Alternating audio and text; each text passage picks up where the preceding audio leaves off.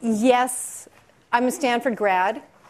I graduated about 35 years ago from the farm. As you probably know, none of this existed back then. So I noticed there's a Harvard Westlake shirt here. I actually went to Westlake School for Girls back before it was a merged high school. But then my family moved to Palm Springs. Palm Springs had a huge high school at the time.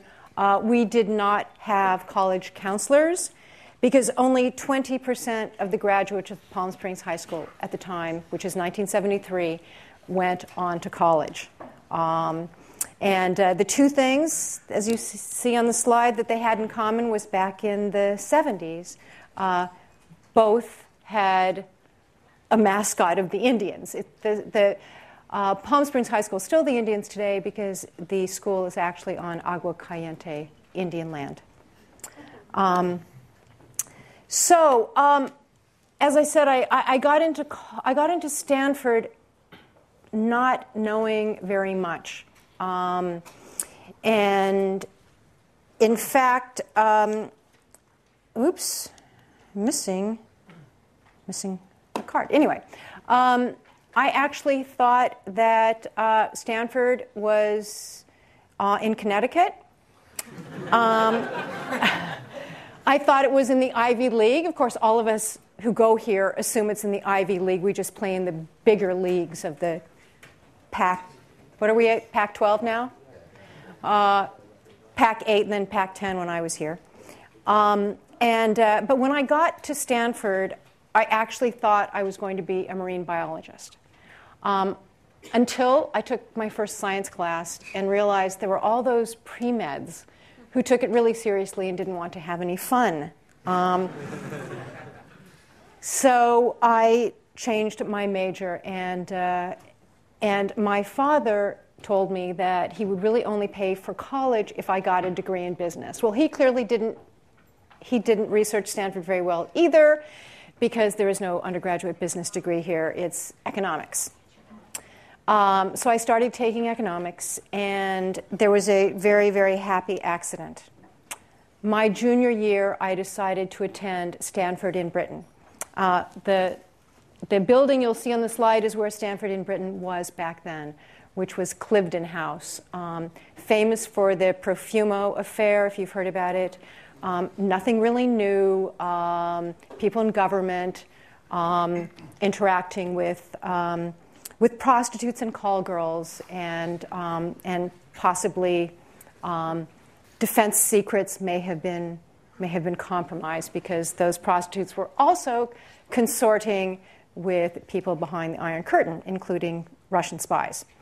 But when I was there was an intensive program in two different areas of study. One was economics, and the other was British film and broadcasting. As you probably know, Stanford is not really known the way that UCLA or NYU or USC is for its film department. So I wasn't even aware that there was a film studies program at Stanford until I got to Stanford in Britain. And while I was there, I had a fantastic professor by the name of Julian Blaustein. And Julian was the only person in the communications department here at Stanford who had real life experience. Now, you're all very, very lucky because many of the people that you interact with have actually succeeded in the outside world, set up startups, and have chosen to come back to teach. Well, in the communications department at the time, Julian Blaustein was the only person who had done that. And he decided to encourage me to study film and broadcasting, and he became my advisor. So my junior year, I declared a second major in communications, and I had to complete the program in 2 years, which is not easy. It meant that I was taking every possible class in the communications department. I was also very lucky because a professor of mine, from whom I took 3 different courses, gentleman by the name of Stephen Kovacs, right after my senior year, was recruited to go to work for someone, I admit, I'd never heard of, Roger Corman. Now, in those days when I started Stanford, we used slide rules. I'm sure that you've never seen a slide rule. And there was no internet. So I couldn't Google Roger Corman, which made it very difficult to go to interview with him because there were no books written about Roger Corman. However, I did have the advantage of a couple of things, which is real life experience. While I was at Stanford, I worked at KZSU. And it was the best experience that I had. The two things that changed my life were Stanford in Britain, Julian Blaustein teaching the courses there, and working at KZSU. And that actually prepared me for getting the phone call that I received and a letter from Stephen Kovacs after I graduated, asking me to come down and interview for Roger Corman. So I came down to Los Angeles, not knowing that Roger Corman had changed the face of American film by mentoring the top talent. Roger mentored Martin Scorsese, who made his first film for Roger Corman. Francis Coppola made his first film for Roger Corman. Jack Nicholson has a career because of Roger Corman. The first film that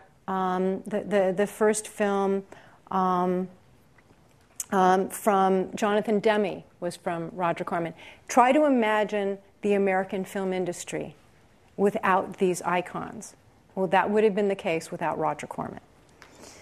So I was invited to come down and meet with Roger. So in the 1970s, this is 1978, there was no career path for women in the film industry. You were a secretary. You perhaps stayed at the very low level of a story editor. You'd be a costume designer. But there really weren't options if you wanted to pursue a career as an executive or as a film producer, except if you worked for Roger Corman. Roger met me. I flew myself down. Well, actually, I drove. I drove down to Los Angeles. And when I met him, the first thing, I assumed he was going to ask me how fast I took dictation. Sure. Yes, I knew shorthand. Another thing that I know is archaic and none of you have heard of. And I expected he would ask me how quickly I could type, which was about 80 words per minute.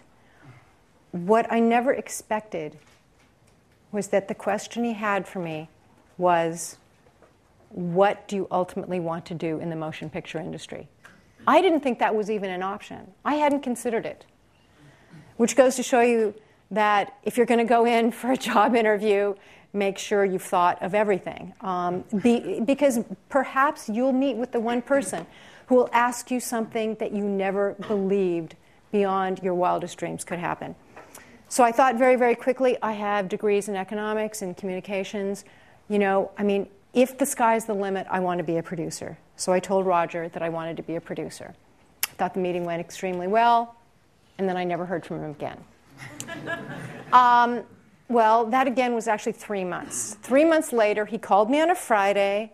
I was living in Menlo Park, a half a block from the freeway, with 6 other roommates, one of whom kept rattlesnakes in his room, which I only found out, by the way, that's illegal, which I only found out when I woke up one morning and there was a rattlesnake curled at the end of my bed. That really encouraged me to want to get out of town. So Roger called me on a Friday afternoon and said, can you start on Monday? I said, sure. What I didn't ask was, what is the salary? Is there a relocation fee? Where am I going to live? But the truth is, I had an opportunity and I took it. With Roger Corman at the time, he was running a company called New World Pictures. New World Pictures was the largest independent development, production, and distribution company in the United States. He made exploitation films. He made Piranha because he was inspired by Jaws, so he wanted to make his version of Jaws. That was Piranha. He made a number of movies, Up from the Depths, Avalanche, the Irwin Allen disaster movies were very, very popular. So he made his very, very low budget versions of those. And after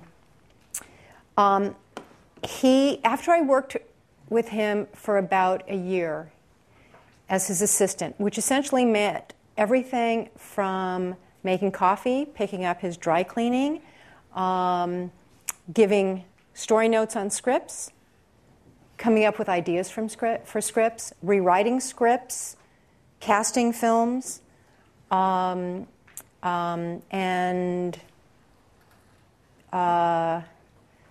giving notes to directors, which was a very embarrassing experience. My second day there, after I'd come back from dropping off his dry cleaning, he said, "Gale, will you go look at this rough cut of a film?" I have to tell you, I didn't know what a rough cut was. So I went in, I looked at the film, and the music sounded awful. I couldn't understand the dialogue. When people walked across the room, there were no footsteps. So I had pages and pages and pages of notes on all of that. Roger looked at them and said, "Gale, do you know what a rough cut is?" I said, "No, they didn't teach me that at Stanford." That was the first time he fired me. What I didn't realize the first time he fired me was that was only a temporary firing. He still expected you to come in the next day. So when I didn't show up the next day, I got this irate phone call from him saying, "Why aren't you here? If you don't come in right away, I'm going to fire you." I said, "You fired me yesterday." He said, I didn't mean that. I said, how do I know? He said, "Oh, you'll know." Anyway, so he called me into his office, and he always, whenever there was bad news, he'd always start by saying, "Now, Gale, you did not want to hear those two words," or whatever your name happened to be. Came into his office and he said, "Now, Gale, I have a wonderful opportunity for you." Okay. He said, "The people running the marketing department." Now, this is a company that was distributing 6 films a month.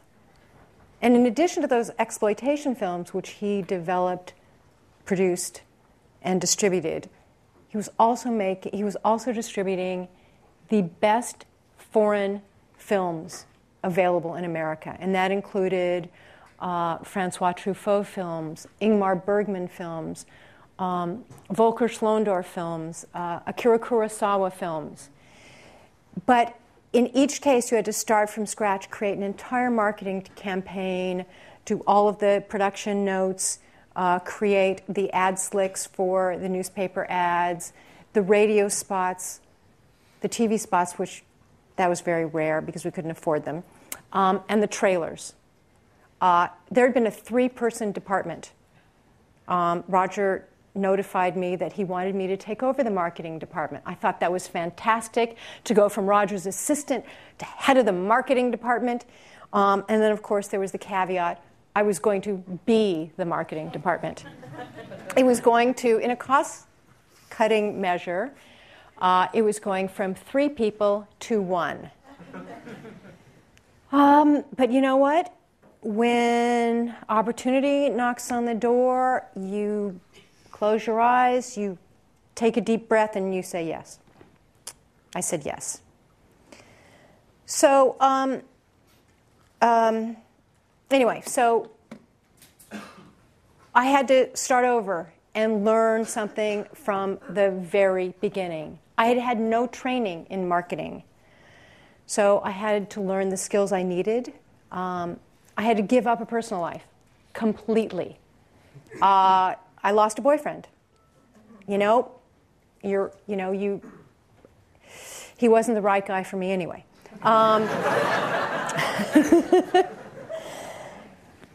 However, I did one smart thing. I made a deal with him before I accepted the position. I said, Roger, I don't think I'm going to be very good at this. First of all, I have no experience. Secondly, it just doesn't seem like a good fit for me. But if I do this job for 6 months, and you have to promise me you won't fire me in this 6 months, that you will then give me a job on the set of a film production. He said, absolutely.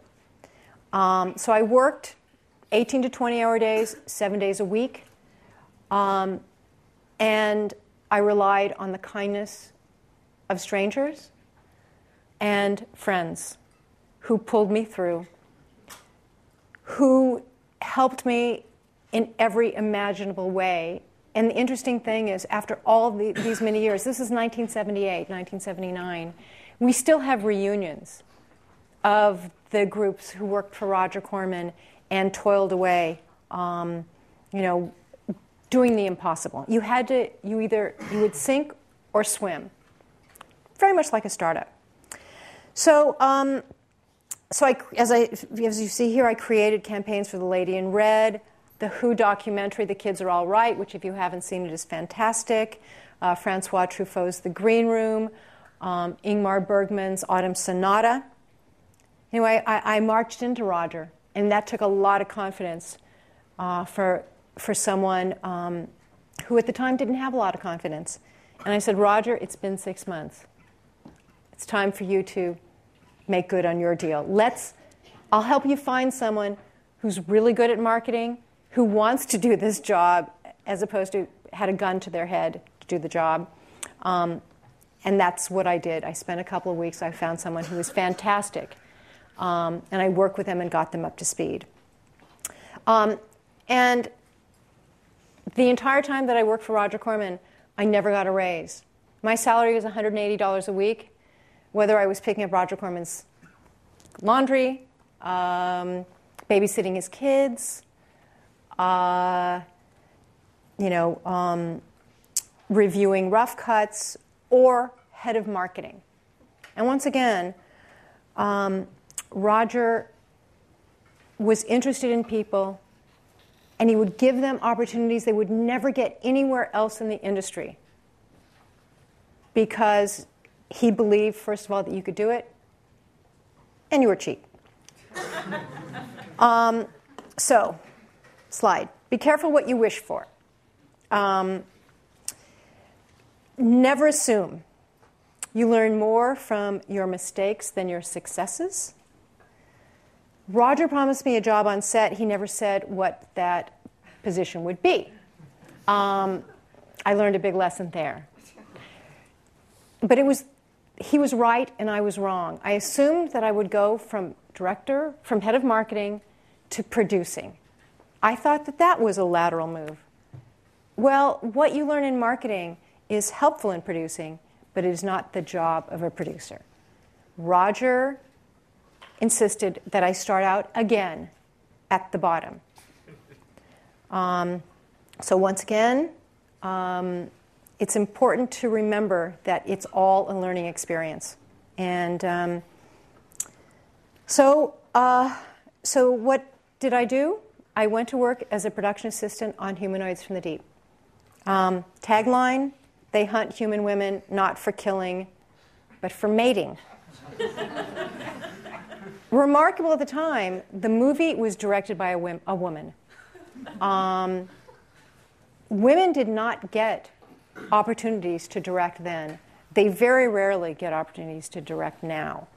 But under Roger Corman, you could direct films, you could write films, you could edit films. It was an equal opportunity, take advantage of talent factory.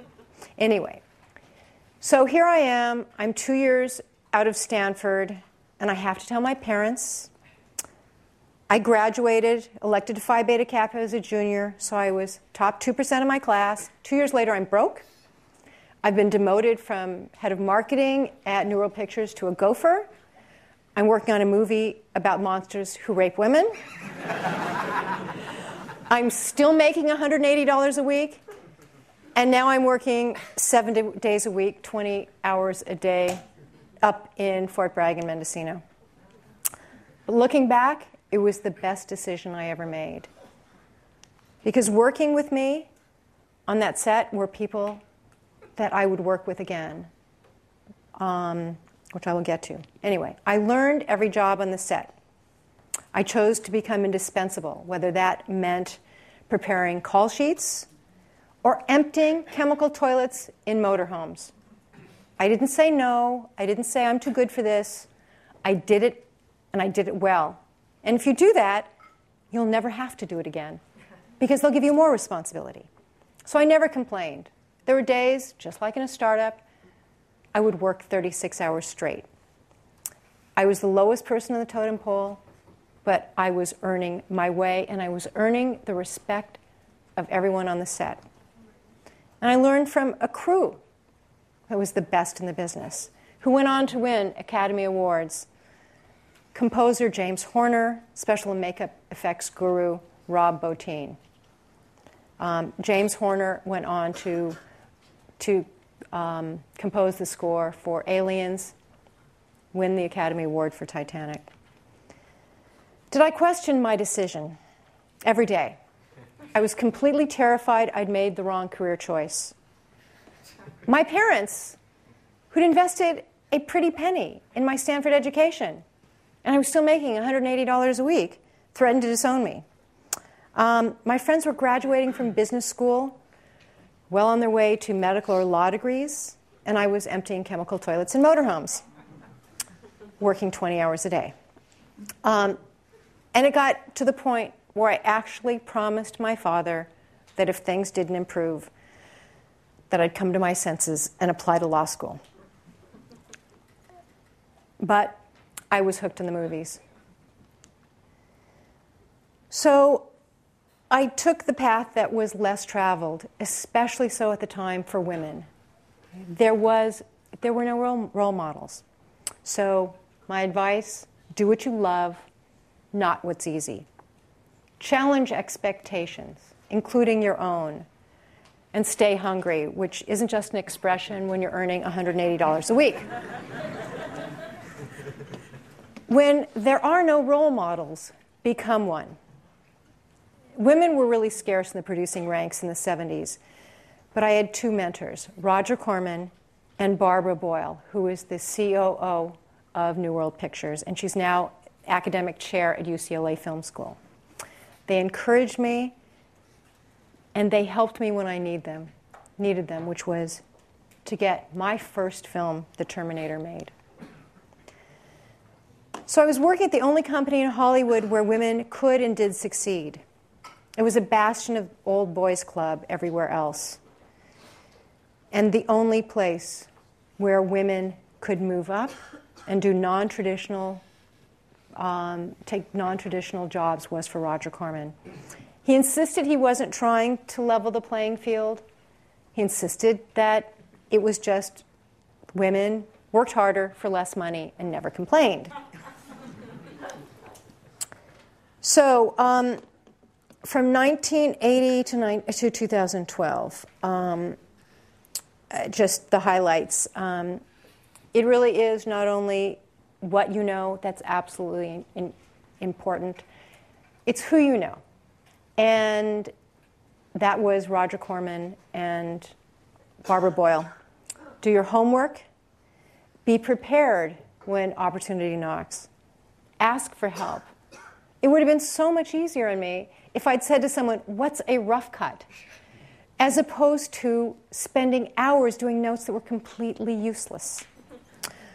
Learn to spot talent and support them through thick and thin. Enjoy your successes and consider failure an opportunity to get it right next time. The reason that Battle Beyond the Stars is on this slide here is because that's where I first encountered Jim Cameron. Roger sent me to the model shop where a team was creating spaceship miniatures. And there was a very tall, blonde young man who walked in and said, "Are you Roger's assistant?" I said, "Yes, I am." He said, "Let me show you the model shop." He showed me every spaceship. He talked about why the design was the way that it was, what inspired him. He showed me all the drawings that he had done. And when I went back to Roger, I said, "You know what, the model shop's in fantastic shape. I mean, the head of the model shop, this gentleman, this guy, Jim Cameron," he said, "he's not the head of the model shop." I said, "He's not?" I said, "Well, then he should be." Not only did Jim become the head of the model shop, but when we had problems on the film, which, by the way, the script was written by John Sayles, any of you indie film fans, the art director of the film had come out of the studio system, and he wasn't familiar with the Roger Corman sink or swim, do every job yourself because you are the department philosophy. He needed draftspeople and set designers to design and create blueprints for sets. Well, we didn't have that in the budget.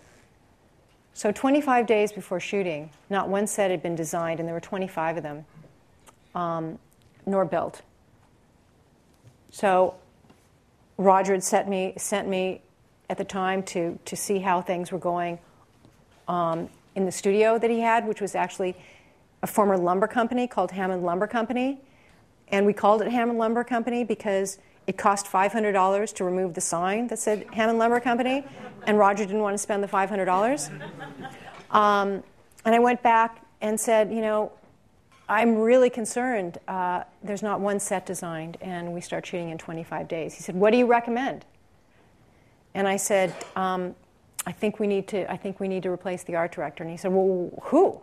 And I said, "Well, you know what? Jim Cameron designed all of the spaceship models and the exteriors. He can draw. He can do blueprints."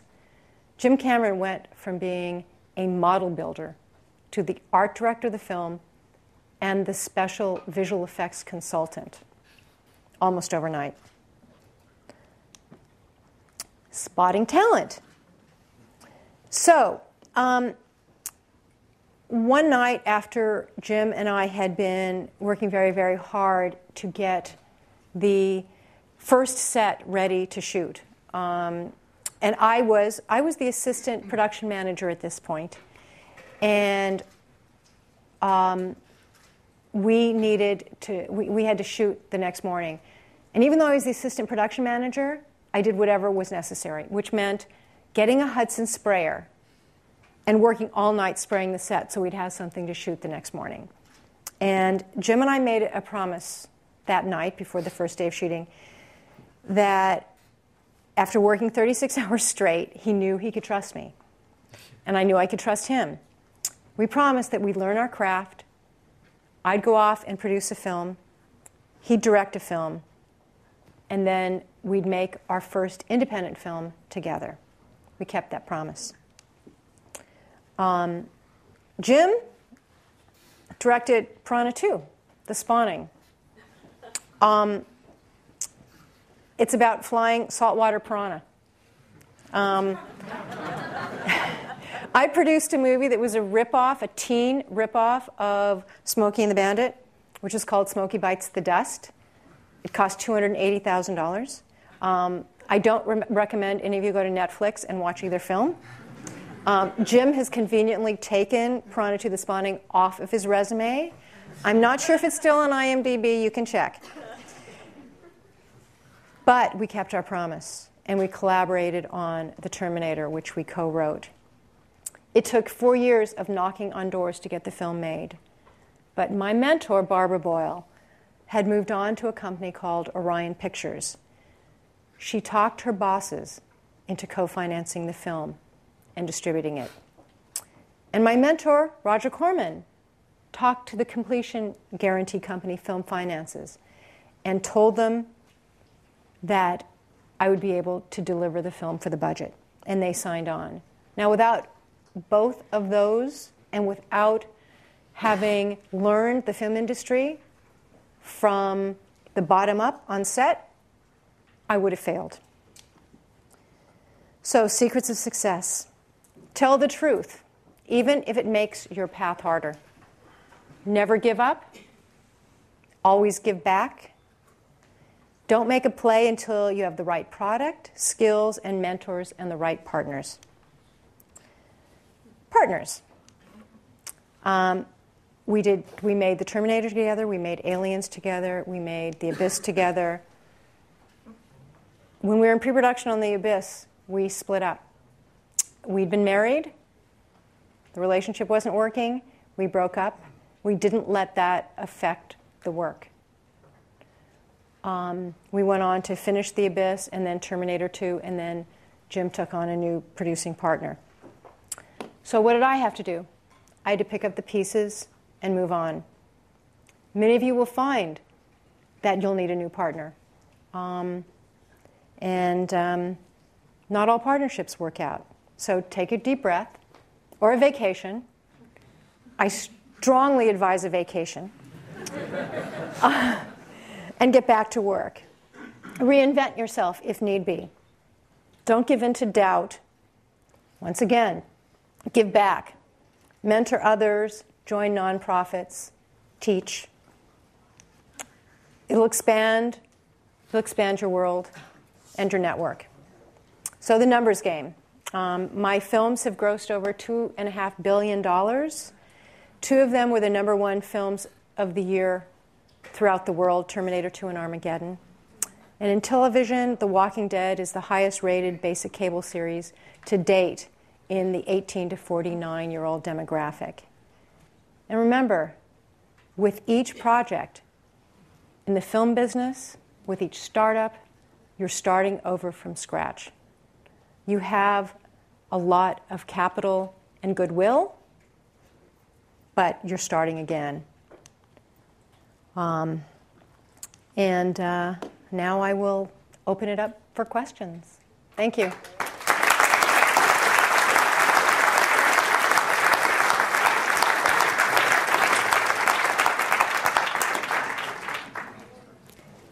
Yes? So if you're a struggling film student and you have the decision between taking unpaid internships in LA and scrounging for less than minimum wage, between that or like a paid internship in an unrelated field, which should you choose? If you can afford the unpaid internship, do it. And do you have good intel on where to find them? Well, Stanford does have a lot of writing internships, but those are mostly for their for coverage, script coverage. And what kind of career are you looking for? Directing. Okay, so there are a couple of Mandy.com. Have you been to that website? Yeah. Okay, so Mandy.com. There is the UTA job board, which is United Talent Agency. It has a job board that also includes internships.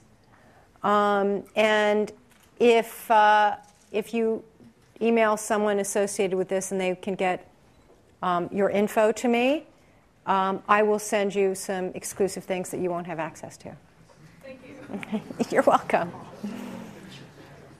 Heidi. Question for you. You talked a little bit earlier when we were talking about documentaries and passion projects versus the movie business and creating movies that make a lot of money. Right. Can you talk a little bit about the movie business today and how you personally make decisions on where you're going to spend your time? I have a problem because I like both.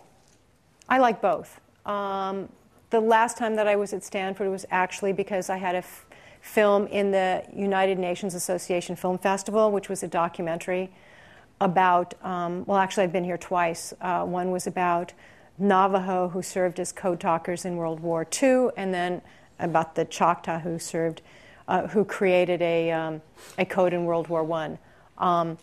I'm still in debt on both of those. So, there's the old saying, how do you make a small fortune in the film industry? Start with a large one. But the industry now has more opportunity than it's ever had.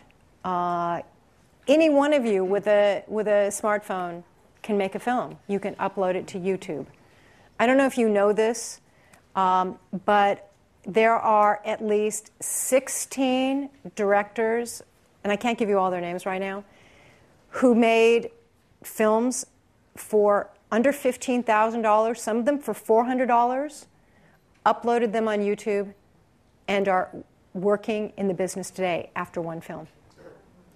There has never been more opportunity. Now, the jobs that they've gotten have, because their intent was to work in commercial films. So they were very visual effects oriented or action oriented. But that is where Hollywood is now looking. You don't need to have a degree from a film school. But what you need to know is how to be a director. So that's why experience on set is very important.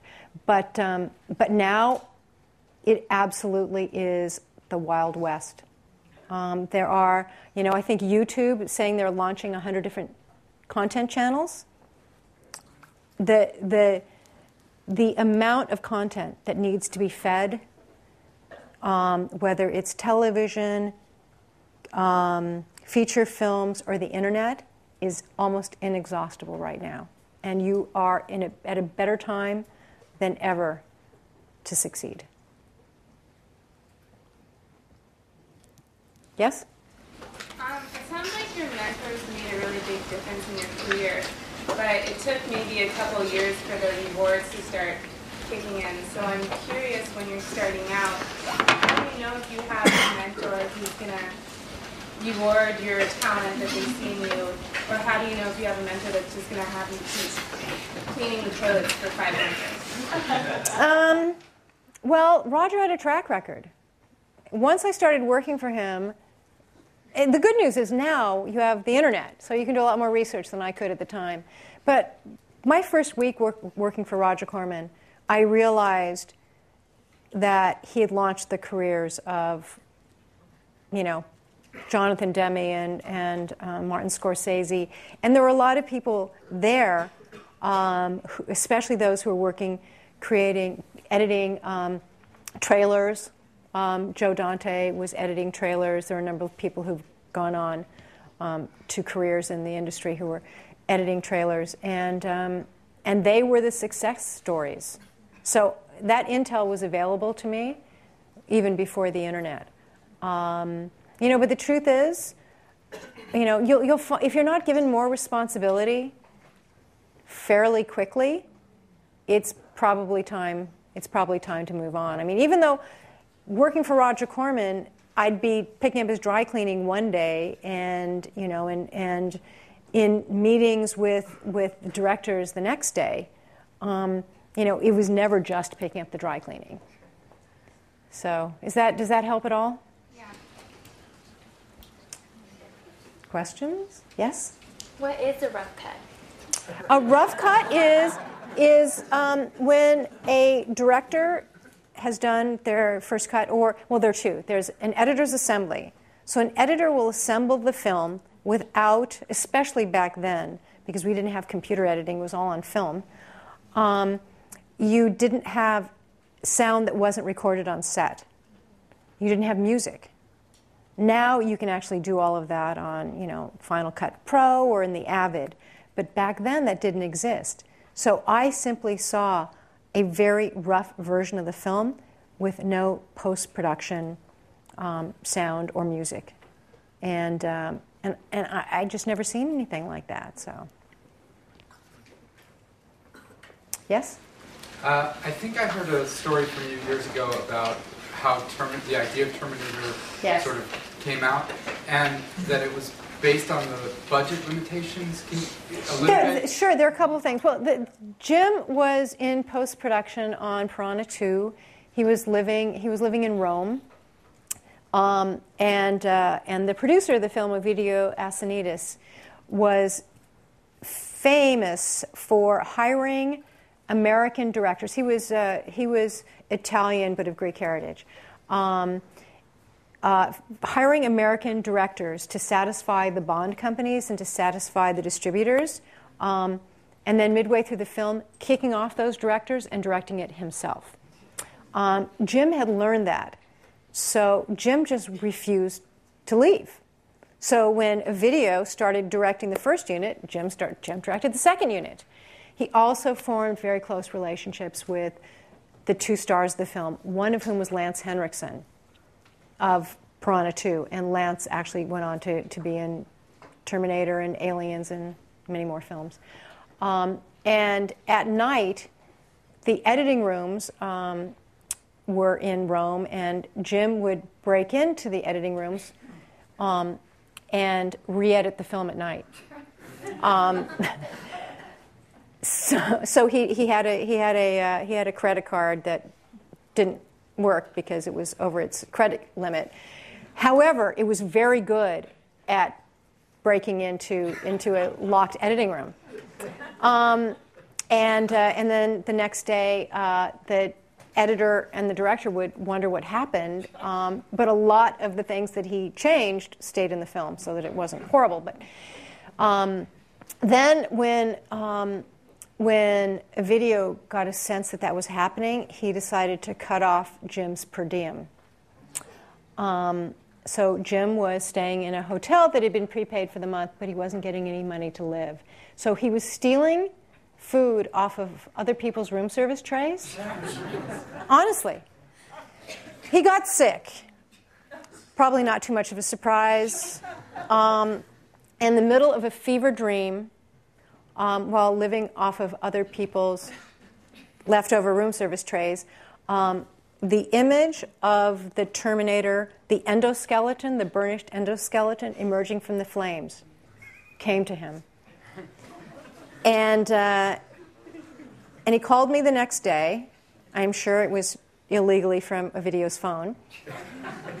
And said, I have this amazing image, and now that I've got it, I'm going to start figuring out how to clothe the Terminator, because I think, and he even had the name already, the Terminator. I think that it's a cyborg, but I'm not quite sure of the story. So we started talking, and I said, well, so this is going to be the film that we're going to work on together? And he said, yes. I said, well, it can't take place in the future because we can't afford that. So he said, fantastic. It'll be a time travel movie. It'll take place in contemporary Los Angeles. And it was necessities that was the mother of invention. So a lot of the initial creative decisions with the Terminator came from that fever dream and then the financial necessity. The film, I don't know if many of you have seen it, but it cost $6.4 million to make the Terminator. And Aliens cost $14 million. Any other questions? Yes? Given your success in Alien, are you involved in Prometheus, the prequel to Aliens? No, Jim and I were we didn't have the rights to the film. We were only involved in the second one. So it's 20th Century Fox, and there were three producers, although they weren't involved on set in Aliens. Walter Hill, Gordon Carroll, and David Giler were the ones who actually had the rights at the time. Yes? These days, how do you pick your projects? The same way that I always did, which is it has to be a project, a film or a TV series that I'd want to watch myself. I respond to things. You can criticize me because I haven't always succeeded, that are character-driven. I respond to strong, interesting characters, especially ordinary people thrust into extraordinary circumstances, and many of my films follow that in different settings. But those are a couple of the ways that I respond. So on a side note, I saw the poster for Humanoids from the Deep in Mendocino, California. Told my wife Jill that I really wanted the movie for Christmas, and I got a DVD this Christmas of that movie. So thank you for the movie. Oh, you're welcome. It's a lot of fun. Yes? How are you able to give up your personal life for career success? Well, you know what? I didn't give it up completely. I did at the beginning, though. It's why it may very well contribute to the number of ex-husbands that I have. It's a huge compromise. Things changed when my daughter was born, and actually I met Heidi right, I think, after my daughter was born, and that changes your life completely. And and I couldn't quite make the same sacrifices once my daughter was born. But it's all consuming. It is not something that you can do part-time, at least the way that I produce. I think there are a number of producers who are very effective at producing from their office, but that's never been me. I love being on set. I love being involved in all of the creative decisions that are made on set. And I consider myself a partner with the director. And there was a question. Thanks. Hi. So the job of the producer has always seemed sort of ephemeral. Is there something that you can point out in a final product when you see, a finished film or a television show where you say this project has a really good producer, like a hallmark of that kind of quality? First let me talk about what a producer does, because a lot of times people confuse it with what a director does or what an executive does. As a producer, we find the material that is developed into a TV show, web series, feature film, documentary. And we're there from the very beginning. Most of my projects start out actually without a writer. I find material, it's an idea that I've had, and so the first part is bringing a writer on board. Once you've got a writer on board, then you have to find someone to pay the writer. Surprisingly, producers actually don't pay. Because if you can't get someone to invest in your project, that's probably a good sign. Because filmmaking it's part of creating something that is a collaborative entity. So you take it to a studio. Most of my films have been studio financed. Independent company now. I've got a couple of movies with independent companies. And then once the script is done, sometimes during the development process you bring a director on board. Sometimes you wait until the script is ready to go and then you bring the director on board. As a producer, you're responsible for creating the budget, working with the line producer, the production manager on the schedule, and then very, very involved in casting, in the marketing of the film, in determining the best way to distribute the film or TV series, and then in the post-production process. I would say that if a film really, if it works, if you respond to the story or to the characters, except for a few auteur directors, that credit will go to the producer. Yes? The web has such a big influence on entertainment now. There's so many things that are web-driven. How do you see that affecting the movie business going forward? I think that people still enjoy going and sharing experience with others in a dark room.